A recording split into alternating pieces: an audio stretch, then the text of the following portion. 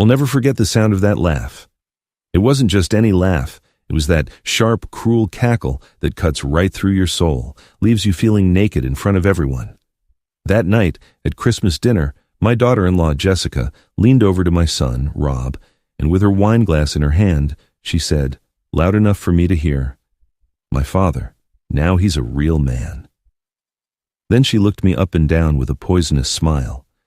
"You're nothing but a useless old man, just like your son said." The room went dead silent. Not even the crackling of the fire in the hearth dared to break that moment. Rob looked down at his plate, unable to meet my eyes. Nobody said a word. And inside, I felt something break, very slowly, but irreversibly. I took a deep breath. I wiped my hands on my napkin and answered in a calm voice, almost a whisper. "Then you should ask your father for a roof over your head, because as of tomorrow, you won't be living under this one." But before I go on, I'd appreciate it if you'd subscribe to the channel and hit that like button. It helps me see that you support me and enjoy my stories. Now, let's continue. The dinner went on, but nothing was the same. The Christmas carols playing on the radio felt like a joke. The turkey, the one I'd roasted with my own 2 hands, sat untouched on our plates.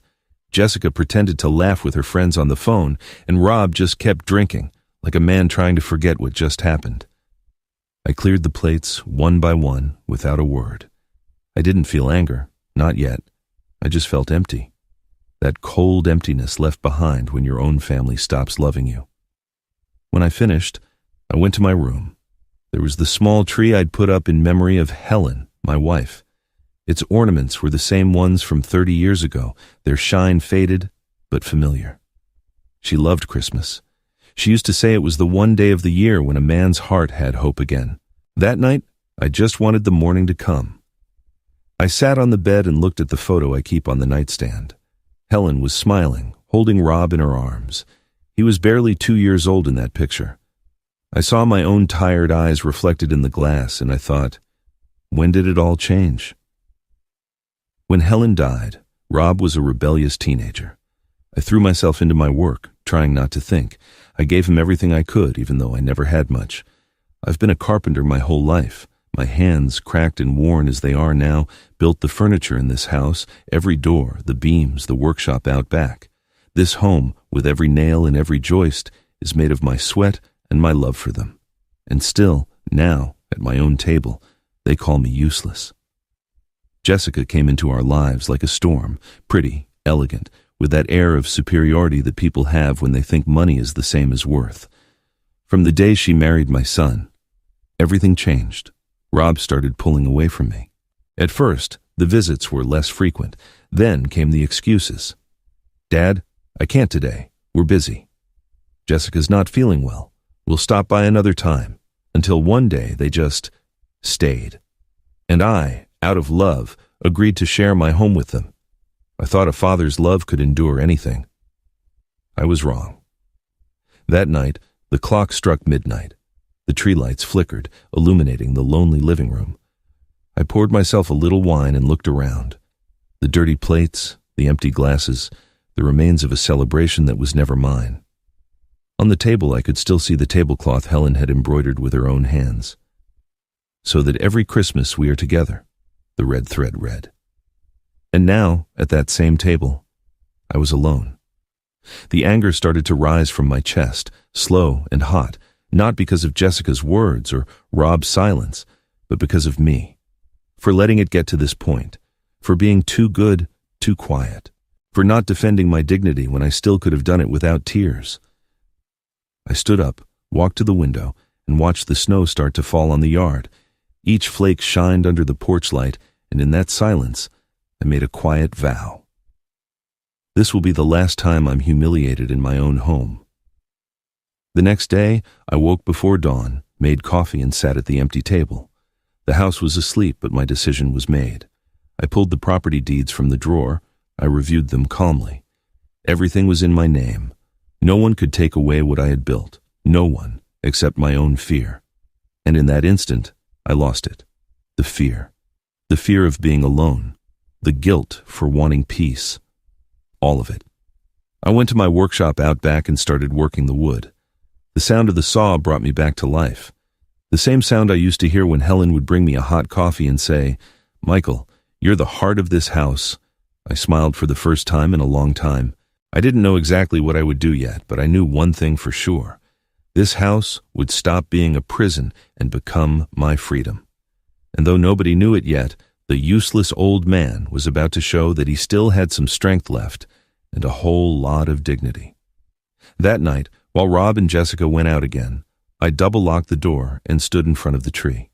The flickering light lit up Helen's photo. I spoke to her softly. "Forgive me, my love. It took me too long to react, but tomorrow, everything will change." I sat in front of the fire, my hands clasped, and for the first time in years, I didn't pray for help. I prayed with thanks, for still being alive, for having my memory, and for still having the courage to defend what I once swore to protect, my home, my name, and my peace. Outside, the snow kept falling, and inside, the silence, my old enemy, was starting to become my ally. I slept little that night. The hallway clock read 3 a.m. when I opened my eyes and knew I wouldn't be getting back to sleep. The silence felt different. It wasn't the peaceful quiet of rest, but the heavy, uncomfortable silence of a house where respect has died. I could hear the wind rattling the windows, the wood popping in the fireplace, and deep down, the echo of that voice calling me a useless old man. That phrase echoed in my head over and over until it was unbearable. I got up, turned on the lamp, and went to the dining room. The Christmas tree was still lit, but the bulbs flickered as if they were tired too. There were still crumbs on the table in half-empty glasses. The house smelled like cheap wine and disdain, like a home where family no longer exists. I grabbed my coat and went out to the yard. The icy air hit my face, but I didn't care. The snow covered the patio furniture, and the old apple tree Helen had planted the year Rob was born looked like it was sleeping under a white blanket. I walked over slowly and ran my fingers over the trunk. The rough bark was as cold as marble, but touching it, I felt a spark of life, a memory. It was as if her voice came to me from the past, soft and clear. "Michael, the strongest roots grow in the winter." I closed my eyes. I could see her again, her hair pulled back, her apron dusted with flour, that smile that was all I needed to forget my troubles. Helen was the calm that made sense of the chaos, and since she'd been gone, this house, our house, had become a museum of broken memories. I sat on the stone bench and took a deep breath. The cold seeped into my bones, but it kept me awake, lucid. I remembered the first Christmas we spent in this house. We barely had any money, but she decorated everything with pine branches, candles, and recycled paper. I had built the first wooden nativity set with my own hands, and Rob, just 6 years old, painted it in crooked colors. Helen cried when she saw it. That was the only gift she got that year, and she told me later it was the most valuable one of her life. I looked at the workshop at the end of the yard, the door slightly ajar, the tools covered in dust. That place was my sanctuary. It was where I spent hours when the pain got too big. It was where I'd listen to her favorite songs, where I'd talk to her without worrying about sounding crazy. That night, my feet took me there, almost without thinking. I flipped on the light. The air smelled like old wood and memories. The workbench was just as I'd left it, my hammer near the edge, oak shavings on the floor. On the wall, a calendar was stuck on December 3 years ago, the month she died. I ran my hand over it and whispered, "You're still here, my love. You were always here." I sat on the old stool and looked at my hands. They were a worker's hands, calloused, cracked, witnesses to 1,000 days of labor. Every scar told a story. And yet, to my daughter-in-law, they were just useless. I smiled bitterly. The young think strength is in the body, not in the will. But I knew that true strength is born in the soul. And mine, though old, was still intact. On the table was a hardcover notebook. I opened it and found a note Helen had left me before she died. I read it one more time, slowly, like listening to a familiar melody. If you ever feel alone or without purpose, look around. Everything you built with love is a reflection of you. And if anyone tries to humiliate you in the place you built with your own hands, remember that the work of a good heart is never lost. I closed the notebook and held it to my chest. For the first time in a long time, I didn't cry. I just felt a deep calm, as if she herself were taking my hand, and I knew what I had to do. I went back inside the house. The clock read 4. I climbed the stairs without making a sound. From the hallway, I could hear Rob snoring, and in the distance, Jessica murmuring in her sleep. I stood in front of their door, just listening. My heart beat slowly, but firmly. I didn't feel hatred or resentment. I felt justice. The kind of justice that isn't born from a desire for revenge, but from a desire to get your peace back. I went into my room and opened the desk drawer. I got out the house papers, the title, and my old will. I spread them all out on the bed. I looked them over with the same focus a carpenter gives the final piece before finishing his work, and I smiled. It was time to start a new project, one that wouldn't be made of wood, but of life. I turned on the old radio. A song Helen loved was playing, Silent Night. As I listened, I wrote on a piece of paper, "Those who forget the value of hard work don't deserve the fruits of that labor." I folded it and put it in my pocket. I knew exactly where I would leave it when the time came. The dawn began to paint the snow pink. The cold had settled deep in my bones, but I didn't mind. I felt more alive than ever. In the silence of the early morning, I swore this would be my last sad Christmas, and that when the sun came up, this house would once again have the same respect that Helen and I built into it so many years ago. I stroked the photo on my nightstand and said quietly, "Rest easy, my love. The old carpenter still knows how to build justice." I lay down with that phrase echoing in my head, and as sleep finally came, a smile crossed my lips. The cold of the night no longer froze me. It woke me up. The sunrise came with a cold, clear light, but it felt different.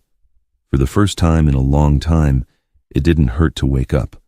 The air smelled like coffee and purpose. Everything was clear in my head. If they had mocked me, if they had reduced me to an obstacle in the house I built with my own hands, it was time to teach them that respect isn't begged for. It's earned. I poured a cup and took it to the window. The snow was slowly melting on the patio, revealing the grain of the flagstones I'd laid myself 30 years ago. Every crack, every stain was part of my story. Neither of them, not Rob, not Jessica, would ever understand that. They only saw what was old, what was worn. But what's old, I thought, also knows how to withstand the test of time. I took the papers from the desk and put them in a leather folder. Before leaving, I looked in the hallway mirror. My reflection looked back at me, serene. It wasn't the face of a defeated man. It was the face of someone who, after a long time, had remembered who he was. I left the house without a sound. I walked to the bus stop. The icy air cut at my face, but I didn't care. In my pocket, I had an envelope with the house title, and in my chest, the firmest decision of my life. The bus took 20 minutes to arrive, enough time to think about everything I'd lived through. When Helen and I bought this land, we had almost nothing.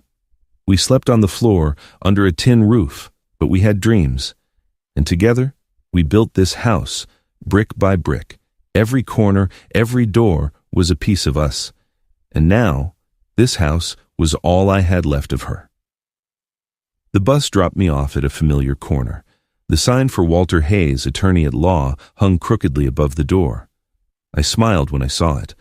Walter was an old friend, the kind who doesn't forget you, even after decades. When I walked in, he looked up and smiled. "Michael, it's been too long," he exclaimed. "Too long, Walter," I replied, taking off my hat, "but I needed to see you." "You look like you've got something important on your mind," he said, motioning for me to sit. I took out the folder and put it on his desk. "I need to make a change to my will," I said, getting straight to the point. Walter watched me, curious. "Everything all right at home?" I smiled wryly. "Let's just say Christmas brought me some clarity." The man nodded silently, used to reading between the lines. I explained that I wanted to leave my house to a foundation, the Northwood Senior Home, an institution that helped elderly folks with no family. Walter raised his eyebrows. "And your son? He has youth, health, and arrogance. He doesn't need any more inheritance than the lesson I'm about to give him." He looked down, thoughtful, then nodded with respect. All right, Michael. If that's what you want, I'll draft it immediately. While he wrote, the sound of his pen filled the office with a solemn, almost religious rhythm. Every word on that document was a silent blow to the pride of those who thought they could humiliate me without consequence. When he finished, I signed with a steady hand. Walter stamped the papers and looked at me with a mix of sadness and admiration.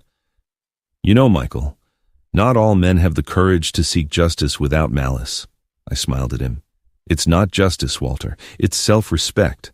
And when you lose that, you have nothing left. I left his office feeling light. In my pocket, I carried a copy of the document. As I walked down the street, the sound of Christmas carols from the shop windows drew a bitter smile. The world was celebrating love and togetherness, while I was celebrating the freedom of respecting myself again. Before going home, I stopped by a stationery store. I bought a small wooden box, a piece of gold ribbon, and an ivory-colored envelope. That very night, everything would be ready. My revenge wouldn't be violent or humiliating. It would be silent, elegant, like the final masterstroke of a carpenter who knows exactly where to place the last nail. When I got back, Jessica was in the living room, putting on makeup in front of the mirror. Rob was asleep on the sofa, an empty bottle next to him. "And where have you been, Your Highness?" she asked with that fake voice, not even looking up. "I went to put my affairs in order," I answered. She laughed, that same tone she used to hurt me. "You still think you have affairs to order?" I looked her right in the eye. "More than you can imagine." I went up to my room before she could reply. I sat at my desk and opened the wooden box. Inside, I placed a copy of the new will and the letter I had written that morning. I tied it with the gold ribbon and left it on the dining room table, right where she sat for breakfast. On top, I wrote in firm letters, "For those who still know how to read the truth." I barely spoke that night. I ate dinner in silence, watching them laugh, suspecting nothing. Every gesture from Jessica, every look of disdain, confirmed that I had made the right decision. And every time Rob avoided my gaze, I remembered that blood doesn't always guarantee love. When they went to sleep, I walked through the house one last time. I ran my hand along the walls, the doors, the furniture I had carved with Helen. Every corner held a part of us, and though they thought they could take it all, they wouldn't. At sunrise, this house would no longer belong to them. Forever. I turned off the lights, poured one last glass of wine, and watched the fire in the hearth. The reflection of the flames danced on my wife's photo. "Do you approve, my love?" I asked quietly. I didn't hear an answer, but the wood in the fire popped as if responding, and in that sound, I found peace. Outside, the snow covered the world in a white blanket. Inside, I was sealing the end of a story written with tears and patience. As I climbed the stairs, I heard the clock strike midnight. It was a new day, and I was finally the owner of my own life again. I smiled in the darkness, because sometimes the best revenge is simply taking back the respect they stole from you. The day dawned with a gray sky, the color of old metal, the kind of day where the silence seems to have weight. I got up before them, as always. The clock read 6:30, and the air inside the house was cold, almost still. I turned on the coffee maker and watched the steam rise, slow, as if it wanted to carry my thoughts away with it. The document was already signed. My decision was final. As of that day, this house would no longer be theirs, even before they knew it. While the coffee dripped, I grabbed some bags and started packing boxes. Not my things. Those already had their place. Theirs. Clothes, perfumes, mugs, Jessica's magazines, the expensive shoes Rob never wore. Every object I placed in the boxes was a reminder of the contempt I had tolerated for too long. Not with hatred, but with a precise calm, like someone patiently fixing something broken. The sound of tape-sealing cardboard mixed with the first noises of the morning, the murmur of the wind outside, the creak of the floorboards under my feet. When I finished the first box, I put it by the stairs. Then another, and another. After an hour, the hallway looked like a silent moving operation. 6 boxes in total. 1 for every year they had lived under my roof. At 8, I heard Jessica's footsteps coming down. Her perfume arrived before her voice. "What are you doing with those boxes?" she asked, rubbing her eyes. "Just tidying up a bit," I answered, without looking at her. "Tidying up?" she scoffed. I didn't know you were planning to redecorate. Not redecorate, I said, turning slowly to face her. Cleaning out what doesn't belong. Her smile vanished. What's that supposed to mean? You'll understand soon enough, I replied, pouring my coffee. She crossed her arms, that pose of superiority I knew so well. Look, Michael, if this is about last night, I already told Rob it wasn't a big deal. You get offended over nothing. I wasn't offended, I said, staring at her. I just learned to listen. She raised an eyebrow, intrigued. Listen to what? My wife's voice, I answered. She always said a house stops being a home when the respect is lost, and the respect, Jessica, was lost last night. She stared at me for a few seconds, speechless. Then she turned with a huff and went back upstairs. I didn't bother stopping her. I knew she'd understand soon. I spent the rest of the morning in the workshop. I cut a piece of cedar and started working it with the plane. The smell of sawdust filled my lungs and brought back memories of when Rob was a boy. He used to sit on the floor, watching me work. He'd say one day he'd make furniture just like me. But the years taught him to admire cars more than the hands that build things. I don't blame him. The modern world taught him to believe that humility is the same as failure. While I worked, I thought about the day Helen and I finished this house. She cried with emotion when I hung the last door. Now, she said, we have a home, and I promised that this home would always be a refuge, not a war zone. That promise had been forgotten among the yelling, the mockery, and the uncomfortable silences. But today, that promise was law again. At noon, Rob came downstairs, the hangover still painted on his face. What's with all the boxes? He asked, rubbing his forehead. They're yours, I said flatly. Mine? And your wife's? Why? What are you doing, Dad? I put the hammer down on the bench and looked at him. I'm doing what I should have done a long time ago. I'm putting an end to the abuse. Rob looked at me, confused, nervous. I don't understand. Yeah, don't worry, I said, patting his shoulder. You'll understand tomorrow morning. He sighed, frustrated. Dad, don't do anything stupid. Don't you worry, son. Useless old men don't have the energy for stupid things anymore. We only have strength left for justice. Rob looked at me in silence, and for an instant, I saw something different in his eyes, a flicker of fear. Not fear of me, but of what he sensed he was about to lose. But he didn't say anything else. He just went upstairs, muttering something I couldn't catch. In the afternoon, the house emptied out. I made myself a simple dinner, a bowl of soup and some stale bread. I ate in front of the fireplace, the fire burning low. On the table, I had left the wooden box wrapped in the gold ribbon. It shined under the light like a little secret about to be revealed. When I finished, I stood up and walked down the hall. The boxes were still there, lined up like soldiers. I touched them, one by one, with a strange sense of relief. They weren't just objects. They were symbols of what was leaving, of what no longer had a place in my life. On the last box, I taped a piece of paper that read, "A house can be inherited, but respect has to be earned." Before bed, I went to my room and opened the window. The snow had stopped, the sky was clear, and the moon lit up the yard. I stared at the apple tree, covered in frost. It looked dead, but I knew that under that cold layer, it was still alive, waiting for spring. And then I understood. I was that tree. They had tried to cover me in contempt, but my roots were still firm. Respect would bloom again, even if it had to freeze everything that dirtied it first. I went to bed with a tired smile. The night's cold seeped in through the window, but inside me, a flame was burning.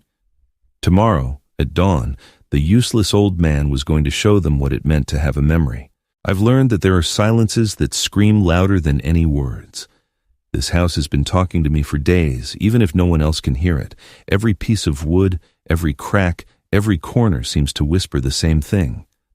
That's enough, Michael. And maybe they're right.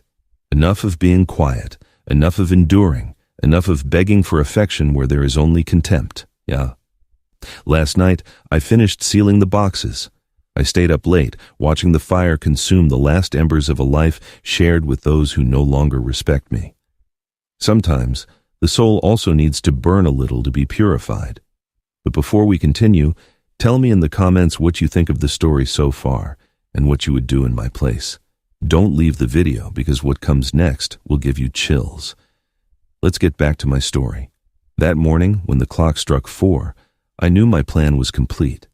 It wasn't an impulsive revenge or a reaction of wounded pride. It was an act of justice.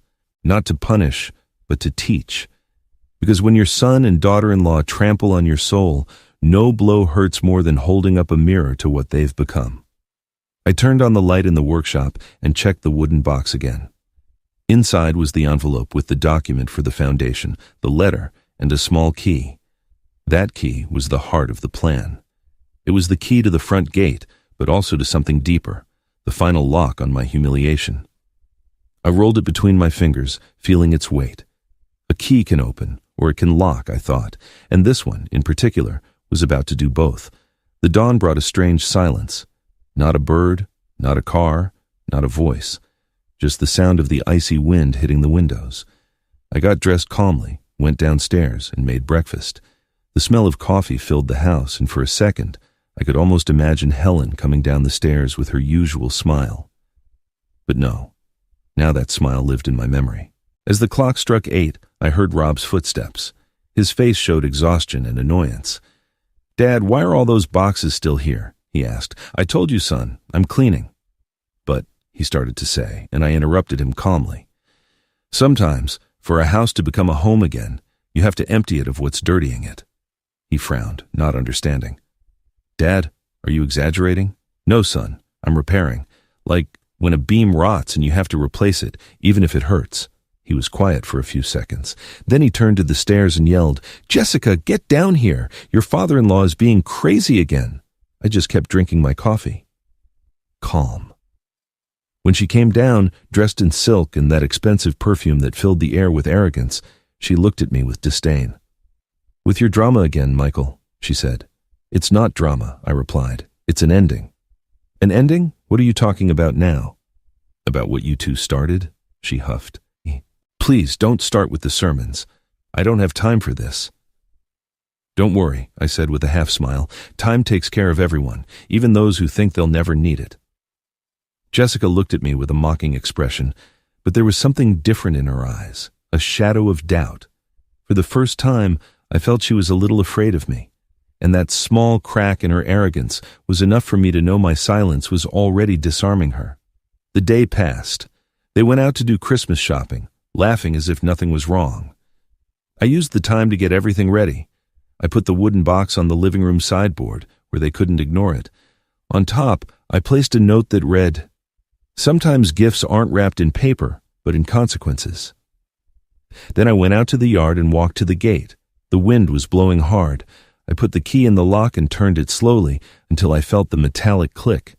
That sound marked the point of no return. I put the key in my pocket and looked at the house from the outside. It was the same one Helen and I had built together, but today it felt different, lighter, more mine, free at last from the echoes of those who only knew how to fill it with contempt. They returned after dark. I was in the living room, reading the newspaper. Rob came in first, carrying bags. Jessica followed, laughing on her phone. When they saw the boxes in the hall, the silence hit them like a ton of bricks. "What is this, Dad?" Rob asked. "A preview of the move." "What move?" Jessica yelled, suddenly agitated. "Yours?" I replied, without looking up from the paper. "What are you saying? You can't kick us out of here." "I'm not kicking you out," I said calmly. "I'm just returning the house to someone who really needs it." Rob looked at me, confused. "What do you mean?" "You'll know tomorrow, when the sun comes up." I got up and walked toward the stairs. Before going up, I turned and looked at them one last time that night. Enjoy your last night under this roof, because tomorrow, when you try to leave, the winter is going to feel different. I climbed the steps slowly, while the silence grew thicker behind me. Not another word. It wasn't necessary. Sometimes the best lesson isn't given by yelling, but by letting the truth fall on its own, like snow on a cold conscience. That night before sleeping, I opened the nightstand drawer. Inside, the key shined faintly in the lamplight. I touched it with my fingers and whispered, "Tomorrow, Helen, everything will be put right." And for the first time in many years, I slept with a calm heart. The cold of the night wasn't coming through the windows. This time, the cold was outside, waiting. I woke up before the sun. The clock read 6:20, and the silence in the house was absolute. I didn't hear the furnace kick on or anyone's footsteps in the hall. Just my own breathing, calm and steady, as if something inside me knew this day would be different. I lay there for a few minutes, staring at the ceiling, thinking of Helen, how she always said that sunrises bring truths. And boy, was she right. Because this morning, the truth was going to wake up right along with them. I went downstairs in silence. The cold bit at my feet, but I didn't care. I turned on the coffee maker, and as the aroma filled the kitchen, I looked out the window. The snow was falling softly, covering the yard, the gate, the apple tree. Everything seemed still, pure, motionless, as if the whole world was holding its breath. On the table, the wooden box was still where I'd left it. The gold ribbon reflected the dim lamplight.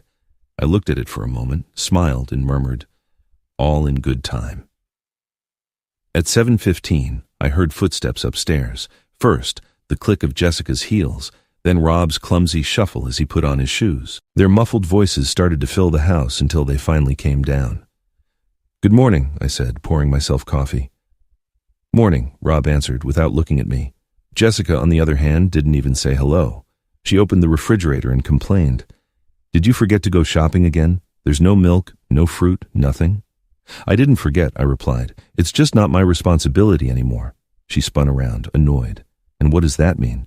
"It means that starting today, everyone feeds themselves with what they sow." She frowned, not understanding.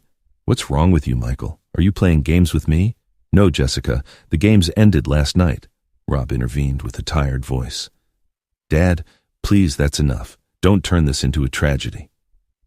"I'm not the one who made it one, son. You two wrote this story. I just put the period at the end." My words came out slowly, but with a weight that filled the air. They looked at each other, uncomfortable. Jessica grabbed her purse, Rob his coat. "Let's go, honey," she said. "I don't want to listen to any more of this nonsense." They headed for the front door. I stayed still, watching them from the table. When Rob turned the doorknob, the sound of the metal resisting surprised him. He tried again. Nothing. He frowned. "Dad, did you lock the door?" "Yes," I answered. "And where's the key?" "It's safe." Jessica let out a nervous laugh. "What do you mean, safe? Open the door, Michael. We have things to do." "I know." So wait a moment," I said, standing up slowly. I went to the sideboard and picked up the wooden box. I walked over to them and placed it on the table by the door. "Before you leave, I want you to read this." Rob looked at it suspiciously. "What is it?" "A gift? A late Christmas present?" She huffed. "Please, we don't have time for your sentimental nonsense." "Do me this one favor, Jessica," I said calmly. "Read the letter. After that, if you still want to leave, I'll give you the key." Curiosity won out over her contempt. She tore the gold ribbon impatiently and opened the box. Inside was an envelope, a key, and a copy of the document. Rob picked it up first. When he saw the letterhead from the Northwood Senior Home, his expression changed. "What is this?" he asked, his voice trembling. "The deed to the house," I replied. "What did you do, Dad?" "What I had to do." Jessica snatched the paper from his hands and read aloud. "I, the undersigned Michael Gonzalez, hereby transfer the ownership of the residence to the Northwood Senior Home." She stopped, pale. "What? This has to be a joke." "It's not," I said. "As of today, this house belongs to people who know what it's like to be cold without a roof over their heads." Rob took a step toward me. "Dad, this can't be legal." "It is. I signed it yesterday." "Why would you do something like this?" "Because I got tired of living surrounded by people who think love is measured in square feet." The silence became heavy. Jessica stared at the document as if she couldn't believe it. "This is absurd," she muttered. "You can't throw us out on the street at Christmas." "I'm not throwing you out. You just don't live here anymore." Rob sank into a chair, defeated. "Dad, please. I didn't think." "Don't worry," I interrupted. "You don't have to explain. Sometimes children learn too late what parents never should have kept quiet about." I walked over to the window. The sun was starting to filter through the clouds. The snow shone on the yard like a new sheet. For the first time, the house looked clean. Free. Jessica broke the silence. "And what are we supposed to do now?" "You should ask your father for a roof over your head," I replied, repeating my own words from the night before. She froze. You can't do this to me." "I didn't do it to you, Jessica. You did it to yourself every time you called me a useless old man. I took the key from my pocket and placed it on the table, next to the empty box. There it is. When you're done packing, you can open the door. Packing? Rob asked. Your things are ready, in the boxes in the hallway. She screamed something I didn't hear. I was already walking toward the yard, my coat on. The fresh air hit my face. I closed my eyes and breathed deep. The wind smelled like justice, like wood, like a clean winter. From the doorway, Rob's broken voice reached me. Dad, is this really final? I turned and looked at him. Yes, son. As final as respect. When it's lost, it doesn't come back. And I walked away, leaving behind the house that was once my prison. The sun was rising slowly, painting the sky an intense red. The dawn brought the end of an era and the beginning of another, one where the useless old man was finally a real man again. The icy wind hit my face as I walked off the porch. I hadn't taken more than 3 steps when I heard his voice, choked, behind me. Dad, wait. I stopped. The tone wasn't that of an angry son or a man demanding an inheritance. It was the trembling tone of a lost child. I turned around slowly. Rob was standing in the doorway, coatless, his eyes red and his breathing ragged. He was holding the key, but he looked like he didn't know what to do with it. Dad, you can't just leave like this, he said. And how do you want me to stay, son? I replied. Waiting for another dinner where I'm humiliated? Another night where my silence is worth less than your laughter? He lowered his head. His shoulders were shaking. I didn't know Jessica talked to you like that. Yes, you did, I said calmly. You always knew. It was just easier for you to look the other way. Rob clenched his fists. Dad, I was tired. Work, the debts. Don't talk to me about tired, Rob. I've worked 40 years with these hands, under the sun, in the rain, with a broken down back and dirt under my nails. I never complained, and everything I built for you, so you wouldn't lack what I lacked. His breathing got heavier. I didn't think it hurt you that much, he whispered. That much? I repeated. Do you know what it's like to look at the Christmas table, see everyone laughing and feel like you're in the way in your own house? Do you know what it's like to hear your daughter-in-law call you a useless old man, and your own son doesn't say a single word to defend you? That doesn't hurt, Rob. It kills. You just don't die all at once. You fade away, slowly, every day, in silence. Rob put his hands to his face. I'm sorry, Dad, he said through his sobs. Don't ask me for forgiveness, I answered. Forgiveness is useless if nothing changes, and I don't want to see you kneeling. I just want you to look head on at what you did and learn. I took one step closer, his gaze lifted, trembling. I always wanted you to be proud of me, he said in a broken voice. I was, I answered without hesitation. The day you were born, I swore I'd do anything for you, and I did. But pride doesn't survive when it turns into shame. A heavy silence wrapped around us. The only sound was the wind whistling through the branches of the apple tree. Rob looked at the ground, then at the sky, as if searching for words that didn't exist. What do you want me to do, Dad? He finally asked. Start by looking at yourself, by understanding who you are without hiding behind other people. Your wife didn't make you cruel, Rob. She just brought out what you allowed to grow inside you, pride, and that pride almost cost you your father. I saw a tear fall down his cheek. I just wanted to give you a better life, he said. And in that attempt, I answered, you forgot to give me something more valuable, respect. We stood quiet for a long time. The sun was starting to rise behind the gate, and the snow reflected its light as if the earth itself wanted to give me back some warmth. I looked at him one more time. I no longer saw the arrogant man who had wounded me. I saw the son I'd had, confused, weak, but still salvageable. Dad, is there really no way to fix this? He asked, his voice cracking. Yes, there is, I said, but not today. Wounds need time, just like damp wood. If you try to nail it before it's dry, it splits. Rob nodded, mute. I took a deep breath. I want you to leave, Rob. Not because I hate you, but because I need to remember what it's like to live in peace. When you learn what it costs to earn respect, come back. If I'm still alive by then, I'll open the door for you. He took a step toward me, but I raised my hand. Don't say anything, I asked. Words are useless when the silence has already said everything. He stopped. We looked at each other for a long time, and then without another word, he turned back to the house. I stood there, watching him walk away, my soul heavy but calm. Sometimes the purest love isn't the one that holds on, but the one that steps back to teach. That afternoon, the sky turned orange. I was still sitting in the yard, looking at the apple tree. The branches moved with the wind, and I thought I heard Helen's voice again. Let him go, Michael. Some children only learn when they feel the winter's cold on their own skin. I closed my eyes. The tears rolled down my cheeks, but they weren't tears of pain. They were tears of relief. That night, I slept without nightmares. The fire burned softly, and for the first time in years, the house breathed with me. There was no yelling, no reproaches, no looks loaded with contempt.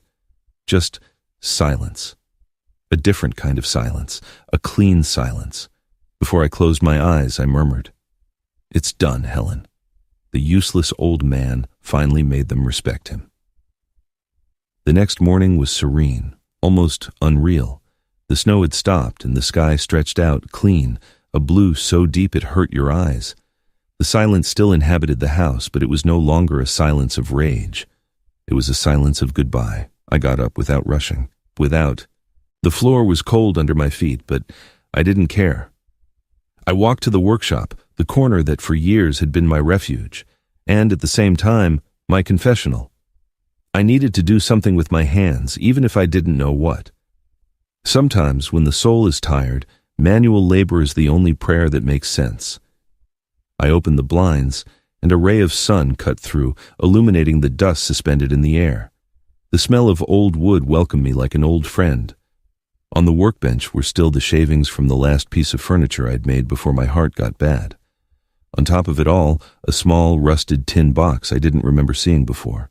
It had Helen's name written on it, in a fine, steady hand. I felt a lump in my throat. My fingers trembled as I opened it. Inside were several folded letters tied with a blue ribbon. The paper was yellowed, but it still held her scent, that lavender aroma she always wore. I sat down, took a deep breath, and picked up the first one. My dearest Michael, if you are reading this, it's because life decided I should speak to you after the silence. I've saved these letters for you in case you ever get lost in your own pain. The letters seemed to pulse in my hands. I kept reading.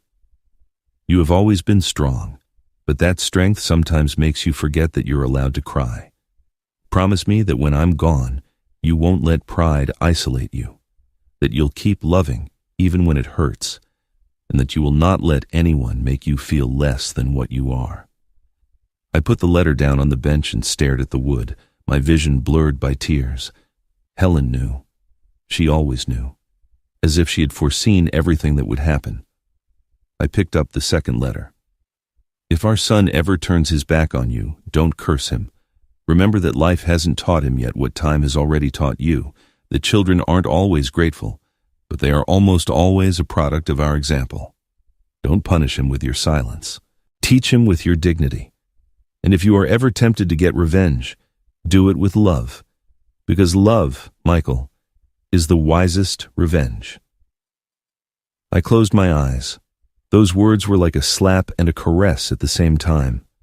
For a moment, I saw myself reflected in my son's eyes when I told him to leave. Maybe Helen was right. I shouldn't hate him. Just let time make him understand. The third letter was shorter. If the house ever becomes a burden, let it go. Walls don't hold happiness, only memories. And memories aren't lost with the bricks. They stay where they really matter. Inside you.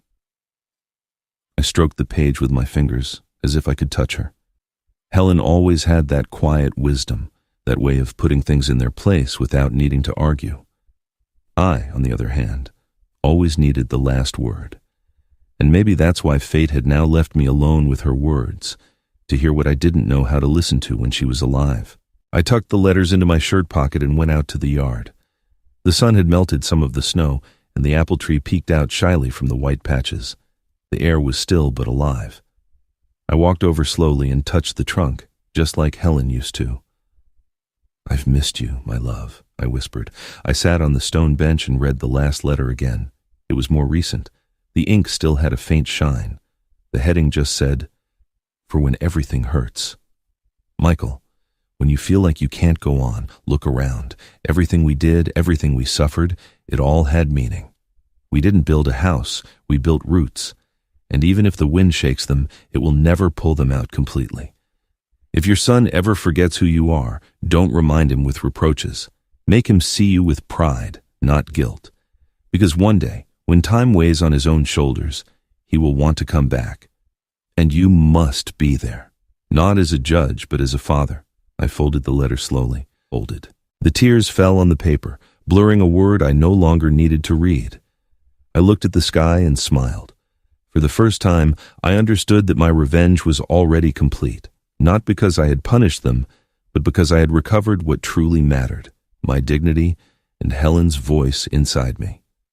That afternoon, I wrote one last note and left it on the dining room table. Rob, when you read this, you'll know there's no resentment left. Just a father who learned to forgive. The house isn't ours, but the love can be again, if you know how to look for it. Don't look in the walls. Look in your heart. Dad. Then I closed the workshop door, poured myself a glass of wine, and sat by the fire. The flames danced, casting warm shadows on the walls. The silence surrounded me once more, but now it wasn't empty. It was presence. It was her. And I knew that somehow Helen was still taking care of me. 3 days had passed since I left the letter. 3 quiet dawns, where I finally slept without guilt, without noise, without voices reminding me that respect was once missing in this house. The fire was still lit every night, and the apple tree, with its silent stubbornness, was beginning to show tiny green buds through the ice. It was as if life wanted to remind me that even after the longest winter, spring always returns. I didn't expect to see him so soon. To be honest, I didn't know if I'd ever see him again. But life has a strange way of timing things just when you start to heal. That afternoon, while I was fixing one of the old dining chairs, I heard the sound of the gate, a soft knock, like someone who doesn't dare to knock loudly. I wiped my hands on a rag and went to the door. When I opened it, I saw him there. Rob. His gaze was low, and he held a box in his hands. His hair was messy, and in his eyes there was something I hadn't seen since he was a boy. Humility. "Hey, Dad," he barely said, his voice tired. "Hello, son," I replied without resentment. We stood in silence for a few seconds until he held the box out to me. I found this among Mom's things. It was the same tin box, the one with the letters, the one I had put back in the workshop. I was surprised. "How do you have it?" I asked. "When I left, I went back to the workshop. I wanted to see you, but I didn't have the courage. I took the box. I don't know why." "And did you read them?" He nodded slowly. "Yeah, I read all of them." I swallowed hard. "And what did you feel?" "Shame," he said, his eyes shining. "And then, love. A lot of love." I stood still, watching him. The wind blew and moved the branches of the apple tree, making a few icy drops fall to the ground. Rob took a deep breath and continued. Mom knew us better than we knew ourselves. In those letters, she spoke to me as if she were still alive. She reminded me that you were never a man of words, but of actions." "That's how I was taught," I said, and she told me something else. He took a folded paper from his pocket and handed it to me. It was a different sheet, written in a more recent hand. "Michael, if you read this, forgive our son before pride makes it too late. He inherited your strength, but not yet your wisdom." The handwriting was unmistakable. Helen, always knowing when to show up. I felt a tightness in my chest. Rob watched me with pleading eyes. "Dad, I don't deserve your forgiveness, but I want to earn you back." I was silent for a long time. The past washed over me. The humiliations, the silences, the looks of contempt, but also his childhood, his laughter, his voice asking me to teach him how to use the hammer. "I don't know if I can forget it, son," I said calmly, "but I can start by forgiving you." His lips trembled. "Really? Resentment ages you faster than the years, Rob, and I already have enough wrinkles." He stepped into the house. The sound of his footsteps was different than before, more careful, more humble. He stopped in front of the fireplace where Helen's photo still hung. He ran his fingers over the frame and murmured, "Forgive us, Mom." The fire crackled softly, as if answering. We sat facing each other without words for several minutes. We didn't need to talk. For the first time, the silence wasn't a wall, it was a bridge. Jessica left, he finally said. I figured. When I told her about the house, she told me I was a crazy old man, just like you. Well, at least we had something in common, I replied with a faint smile. Rob let out a sad, brief laugh. I guess so. His hands were shaking. Dad, can I stay here for a while? Just until I find something. No, son. His face tensed. Are you still angry? No, but this isn't my house anymore. What do you mean? I gave it to the foundation, remember? He nodded, crestfallen. Then, where are you going to go? Chai, wherever my steps take me, where there's silence and a bench where I can sit and watch the sunset. Rob shot up from his chair. You can't just leave like this, Dad. Of course I can, I answered serenely, because now I'm leaving light. The past doesn't hurt me anymore, not even you. He pressed his lips together. Let me come with you. No, son, please. I looked at him steadily. No, you have to stay and learn what I forgot. That roots have to be cared for, not just inherited. The sun began to set over the yard. Rob helped me light a candle on the table, and for the first time in years we shared a meal without resentment, bread, soup, and silence. But a warm silence, a silence of reconciliation. Before he left, he hugged me. His body was trembling, just like when he was a boy and afraid of the dark. Thank you, Dad, he whispered. Don't thank me. Just promise me something. Anything. That when you have a son, you never let him see you the way you saw me. That he learns from you what you learned from your mistake. Rob nodded, his eyes full of tears. I promise. We looked at each other one last time before he left. When he closed the door, the silence returned. But this time, it wasn't heavy. It was full of presence, of redemption. I looked at Helen's photo and murmured, You did it, my love. Your voice is still teaching us, even from heaven. I blew out the candle, and for the first time in many years, I felt at peace with everything I had been, and everything I had lost. They say winners leave without warning, that one day the air just smells different, and the heart understands it before the eyes do. That's how it was that morning. The chill was still on the rooftops, but the wind brought something new, a warm murmur through the branches of the apple tree. I woke up with that feeling in my chest, as if someone had whispered that it was time to live again. It had been 2 days since Rob left. I hadn't heard from him, but I wasn't expecting news so soon. Sometimes, silence is how children ask for forgiveness without words. I spent the morning tidying the workshop, moving tools, dusting off old furniture. While I worked, I found a small blue ribbon, the same one that had tied Helen's letters. I put it in my pocket. I didn't want to lose it. It was, in a way, my talisman against loneliness. Around noon, I heard a soft knock on the door. It wasn't the firm sound of an unknown visitor, but a timid, almost childlike tap. I went to open it, and there he was. Rob. His cheeks were red from the wind, and he held a cardboard box in his hands. Hey, Dad, he said. Hello, son. We looked at each other for a few seconds. There was something different in his gaze. It was no longer haughty or nervous. It was clean, serene, as if he had finally understood something that time had been repeating to him in a low voice. I brought something, he added, lifting the box. What is it? I asked. A gift. For me? Yeah, but I want you to see it in the yard. I followed him, intrigued. We crossed the hall in silence. When I opened the door and felt the cold air on my face, I saw the apple tree again. Its bare branches shone under the weak winter sun. Rob set the box on the ground, opened it, and took out something wrapped in a blanket. When he unfolded it, I couldn't help but put my hand to my chest. It was a young sapling, a small apple tree, with roots wrapped in damp earth and fresh green leaves. It's an offset from ours, Rob said. I took a cutting a while back without telling you. I had it at the shop where I work. I took care of it. I don't know why. Until today, I want to plant it with you. The words got stuck in my throat. I stared at him, unable to speak. Rob handed me the sapling and said, I want this tree to grow next to the old one, so the new one can learn from its roots, just like me. We stood there for a moment, the two of us, in front of the frozen ground. Then, without another word, we started to dig. The earth was hard, but the effort didn't feel heavy. Every scoop of the shovel was an unsaid word, an apology, a promise. When we finished, Rob placed the small apple tree next to the other, and we covered it with care. Then he stood up, took a deep breath, and looked at me. "Do you think it will grow?" he asked. "Of course it will," I answered. "Life always finds a way, son. Always."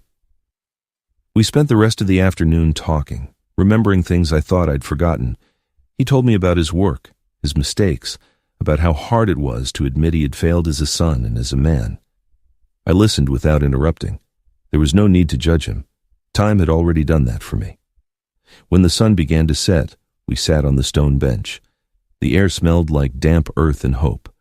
The old apple tree cast a long shadow over the young one, as if embracing it. "You know, Dad," Rob said, looking at the horizon, "when Mom died, I thought the house would be empty. But today I realize I was the one who was empty." "Sometimes we don't understand that until we lose everything," I replied. "But if you truly learn from it, it's not a loss. It's a beginning." Rob nodded, his eyes shining. "Thanks for not closing the door on me, even though you had every reason to."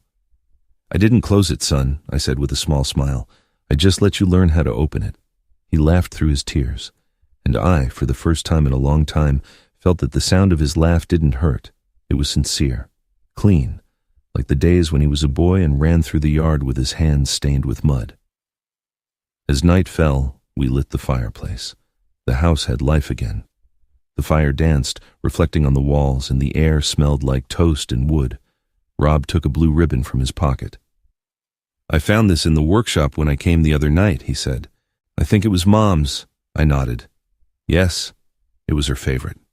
He placed it on the mantel next to Helen's photo, and in that gesture, I knew the circle was complete. Later, after he left, I went out to the yard. The moon was reflected in the snow, and the new apple tree leaned gently toward the old one, as if seeking refuge. I walked over, touched both barks, and murmured, "Thank you, Helen. Your love is still bearing fruit." I closed my eyes and listened to the wind pass through the leaves. It was as if she were speaking to me from somewhere far away. "You see, Michael, even what is broken can bloom again." I smiled. The cold didn't hurt anymore. My soul, at last, had found its warmth, and as the night enveloped the yard, I understood that the small apple tree wasn't just a tree. It was a promise. The promise that forgiveness, when it's born from true love, always takes root. There are things a man understands only when his body starts to get tired, and his soul, in contrast, becomes light. I don't have the strength I used to, but I have something better. Clarity. The kind that comes when you stop chasing after time, and instead, sit down to listen to it. 3 nights ago, I dreamed of Helen. She was in the yard, under the apple tree, wearing the white dress she wore on our wedding day. She was smiling without saying anything, just looking at me, as if she was waiting for me to understand something I didn't yet dare to accept. When I woke up, the room was silent, and the dawnlight was seeping through the curtains. I felt her presence so close that, for a moment, I wanted to speak to her out loud. But I didn't. I knew I didn't need to. That same morning, I decided to write my last letter. Not to say goodbye, but to leave behind something that won't rot with time. The truth of what I lived and the little I learned. Because in the end, that's all you can bequeath. What the soul understood after so much stumbling. I sat at the desk, took out a blank sheet of paper, and picked up the pen Helen gave me for our 20th anniversary. It still wrote as smoothly as it did back then. The ink flowed slowly, as if it also knew that every word had to last forever. Dear Rob, and if life one day gives you a son, dear grandson, when you read this letter, I may no longer be here. I don't want sadness to stain your memories. I had a good life, full of work, love, and mistakes, like all lives that are worth living. I want you to know that I hold no resentment against you, not for your words nor for your silence. Children don't always understand what it costs to be a father until it's their turn to look back and see the footprints of the one who held them up in silence. I was a son, too, and I also judged before I understood. Sometimes respect isn't taught with yelling, but with absence. That's why I left. So you could learn that love isn't measured by the times one stays, but by the dignity with which one leaves when they are no longer heard. Your mother taught me that. Helen had a soul bigger than the house we built. She left me her letters to remind you and to remind me that what's important isn't the material inheritance, but the inheritance of the heart. If I've truly left you anything, it's that. The value of looking at another person without pride, the courage to ask for forgiveness, and the humility to forgive yourself. You'll take care of the apple tree, won't you? Not the new one, the old one. That tree was born the same year as you. Helen planted it with her hands covered in soil and said, "This will be the tree of our patience. Every time it blooms, I want you to remember that even what seems dead can bear fruit again." That's how we are, as men, when we learn to set resentment aside. If you ever feel that life is heavy, don't lock yourself in pride, son. Seek out the silence. There, in the cracks of your soul, you'll hear the voices that truly matter. And if the world calls you old one day, smile. It means you've lived long enough to leave roots. I don't ask for your tears, only your actions. Be a good father. Be a good man. And when my grandson, if he comes to exist, looks you in the eyes, make him see in them what you once saw in mine. Love, even when it hurts. Respect, Rob, isn't demanded, it's inspired. That's what I want you to remember when you read this letter.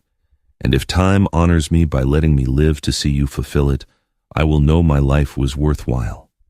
With love, your father, Michael Gonzalez. I read the letter 3 times. Every word was heavy and healing at the same time. When I finished, I folded it carefully and put it in an envelope. On the front, I wrote, "For when you miss me."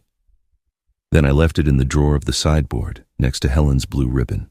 That night, the air was still, the fire crackled softly, and the house seemed to be asleep, breathing with me. I looked at Helen's photo on the mantel. I smiled at her. "It's done, my love," I whispered. "I've said what I needed to say." I turned off the lamp and went out to the yard. The new and old apple trees swayed together under the silver moonlight. I sat on the bench and listened to the sound of their leaves brushing against each other as if they were talking. And I thought that maybe the soul is also like that, a branch that keeps moving even after the wind has passed. For the first time in a long time, I felt no fear of tomorrow, because I knew that, one way or another, my voice would live on in that letter, and in them. The dawn came slowly. The sun didn't rise all at once, as it usually did, but with the calm of one who knows there's no hurry. The sky was covered in thin clouds, and the rays filtered through them like golden threads spilling onto the snow. I sat by the window, a blanket over my legs, watching the day be born in silence. I felt no pain, not in my body, not in my soul. It was as if time had finally given me back everything it took. The coffee steamed on the table, and the smell brought back memories of mornings with Helen. She always got up before me, humming a song while she warmed the milk. "You have to start the day with something that smells like home," she used to say. And I would look at her, knowing that the home wasn't the house. It was her. The fire still burned in the fireplace, slow, serene. The logs crackled as if they were breathing. Outside, the old and young apple trees swayed in the gentle morning wind. Their shadows intertwined on the ground, drawing a single tree. I watched them with a small smile, and I understood that this was the symbol of everything we had lived through. The old tree represented my mistakes, my silences, my days of work and loneliness. The young one, in contrast, was proof that something new can be born even from weariness. And together, the 2 apple trees were the image of reconciliation, of life continuing, even when bodies stop. I took the letter I had written for Rob the night before and placed it on the table, next to the clock. I wanted to leave it in plain sight, like leaving a light on so someone can find their way back. I knew he would return. Maybe not today or tomorrow, but he would. I settled into the armchair. The air was warm, and the murmur of the wind came through the crack in the window. I closed my eyes for a moment, and I heard her. "Michael," Helen whispered, soft like a breeze through the leaves. "Are you ready?" I nodded without opening my eyes. "Yes, my love." Everything is in its place now. I felt her hand on mine. It wasn't an illusion. It was her. It was the same warmth that had given me strength so many times when the world was falling apart. And then, without fear, I took a deep breath. I don't know how much time passed. The clock was no longer marking the minutes, or maybe I had stopped hearing it. I only know that when I opened my eyes again, the light was different, clearer, cleaner. The pain in my chest was gone and the air was no longer heavy. Everything felt light. In front of me, the garden door was open, and there was Helen, waiting for me, in her white dress and a serene smile. "I knew you would come," she said. "I took too long," I replied. "It doesn't matter. The important thing is that you're here." I held out my hand and she took it. Her touch was warm, alive. Behind her, the apple tree shined under a golden light. Its branches were full of blossoms, not snow or dry leaves, blossoms. "I told you, Michael, strong roots always bloom, even if the winter seems eternal." I looked around. The house was still there, but it wasn't the same. The walls glowed. The shadows were gone. Everything seemed at peace. And Rob?" I asked. "He's fine. He understands now. One day when he reads your letter, he'll plant another tree. And every time he looks at it, he'll remember you." "And you?" I said, smiling.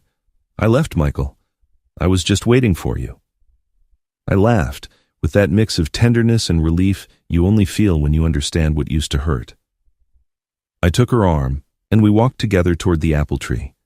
The air smelled like life, like new wood, like forgiveness.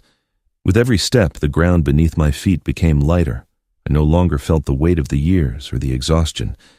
Just peace. We stopped under the tree.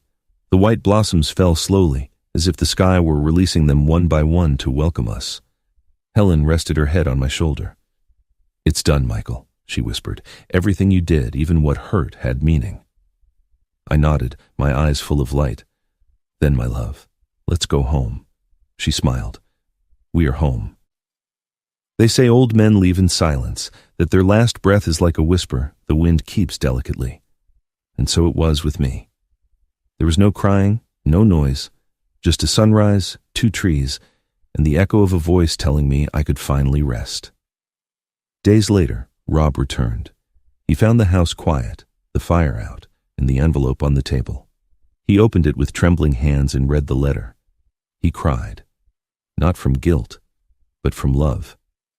Then he went out to the yard and saw the apple tree blooming with white petals that the wind carried up to the sky. He knelt in front of it and whispered, "Thank you, Dad. Thank you for teaching me that even the longest winters can end with fruit." And the sun, as it rose over the house, illuminated the 2 apple trees, intertwined as if they were one, the root of the old and the sap of the new, father and son, past and future, a life that continues. Sometimes life takes what you love, not to punish you, but to teach you to see differently. Today, I understand that forgiveness isn't forgetting what hurt, but being grateful for what it taught you. The apple tree has bloomed again, and every fruit carries a bit of me, a bit of Helen, and the rest of what is still left to love. Tell me in the comments what city you're listening from, and if you too ever had to forgive in order to live again. Subscribe and join me for the next story. Because true love, even when it's silent, keeps blooming.